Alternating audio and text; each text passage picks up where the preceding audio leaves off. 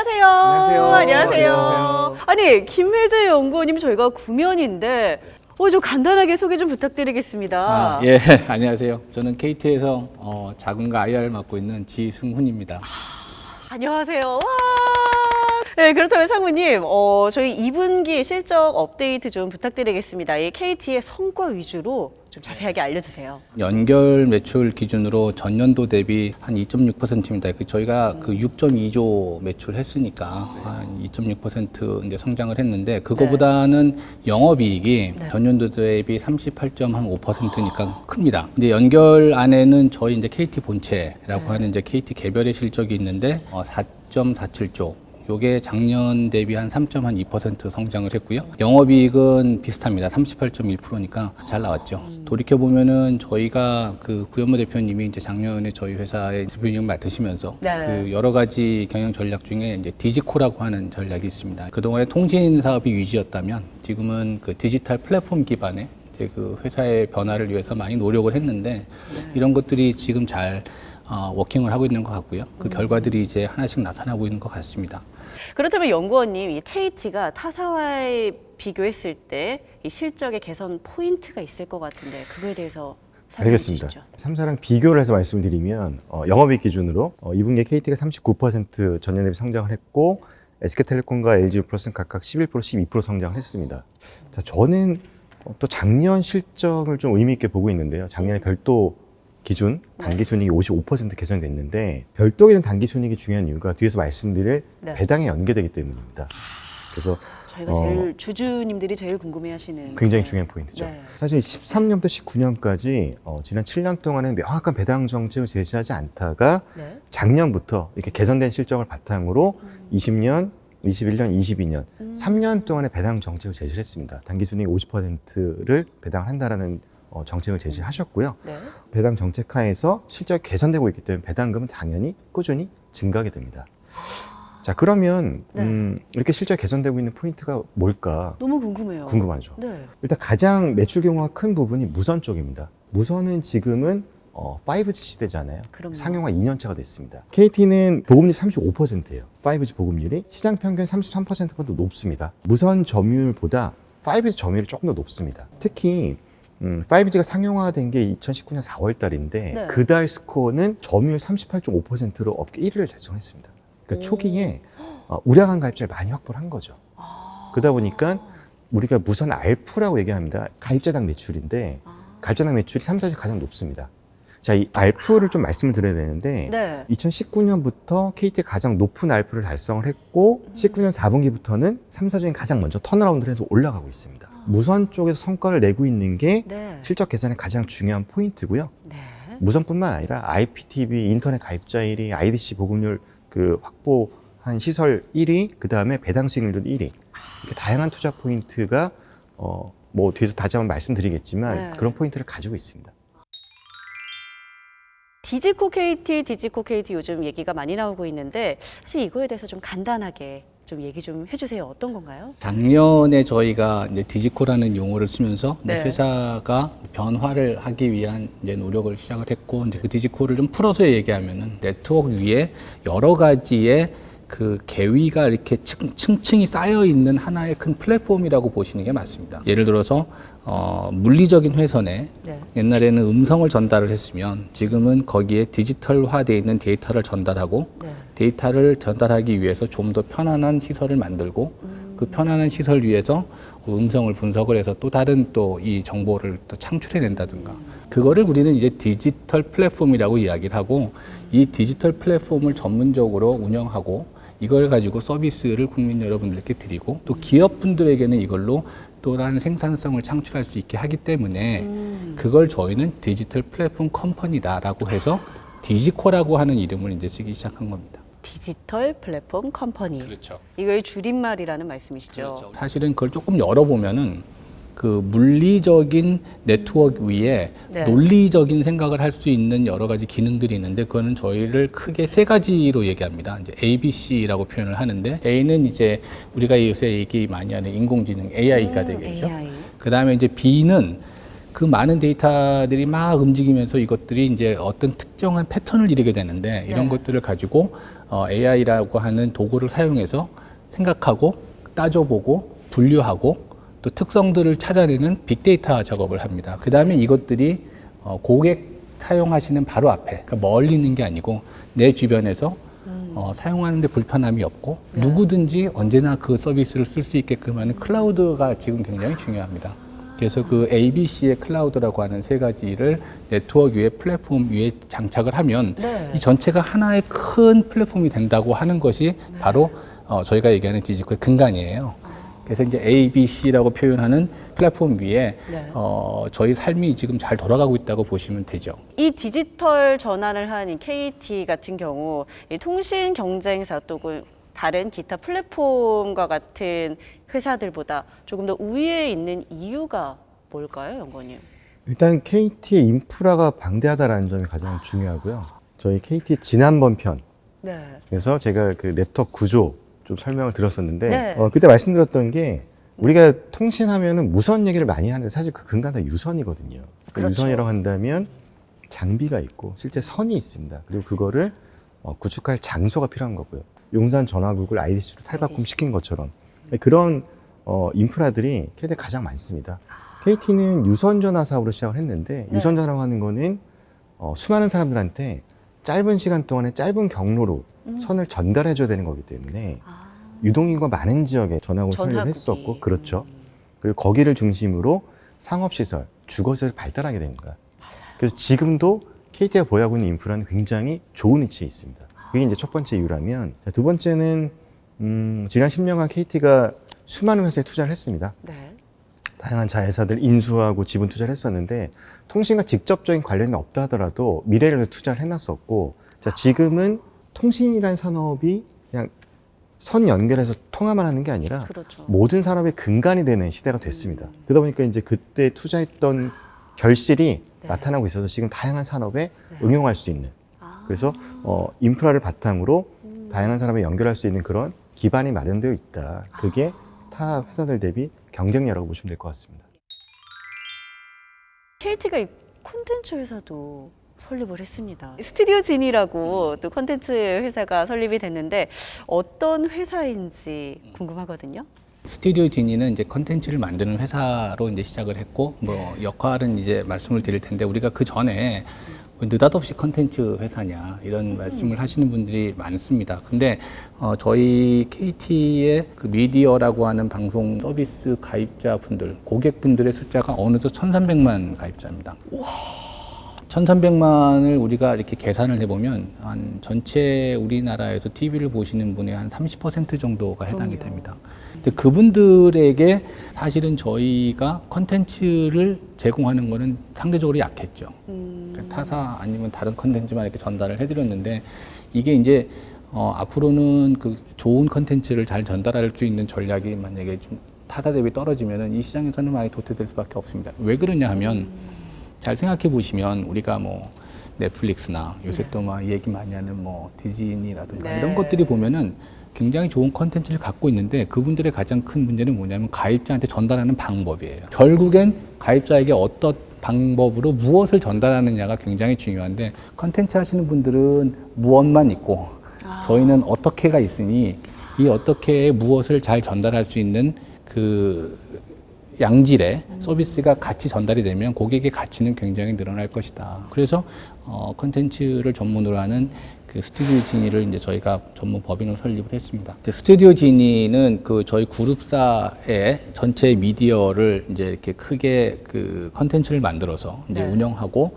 관리하는 이제 큰 우산 역할을 하는 이제 저희가 얘기하는 이제 중간 지주라고 하는데 이제 네. 미디어 회사가 될 거고요. 그 안에 스카이라이프라고 하는 저희 그 위성 방송 안에는 7개 정도의 채널이 있고 요번에 이제 새 식구가 되는 현대 HCN 안에는 또 5개의 채널이 있습니다. 이런 것들을 통해서 거기에 맞는 컨텐츠를 제작하고 저희 가입자 또 OTT라고 하는 핸드폰 가입자에게 전달할 수 있는 그 큰 그 컨텐츠 비즈니스를 하는 네. 역할을 할 거예요. 그래서 거기에는 지금 저희가 갖고 있는 그 웹소설이나 웹툰을 지금 그 만드는 회사가 있습니다. 또 음악을 하는 또 지니뮤직 그 나스미디어나 그 플레이디라고 하는 광고 회사가 있는데 네. 또 이런 것들이 고객 기반에 따른 타겟 광고도 할 수 있고 그래서 1년에 그 컨텐츠의 시작과 컨텐츠의 제작, 그 다음에 컨텐츠를 전달하고 이에 따른 부가가치 광고까지 이렇게 할 수 있는 큰 덩어리가 이렇게 막 흩어져 있었던 거를 지금 다 이 스튜디오 지니 안에 이렇게 내려놓고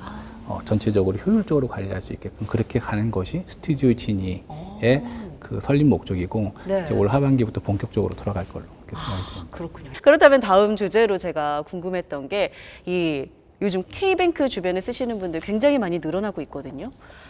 그렇다면 앞으로 이 K뱅크도 그만큼 성장할 수 있을지 굉장히 기대가 돼요. 저희가 말씀드리는 그 디지털 플랫폼 중에 가장 큰 축 중에 하나가 네. 이제 또 컨텐츠도 있지만 이 금융도 있습니다.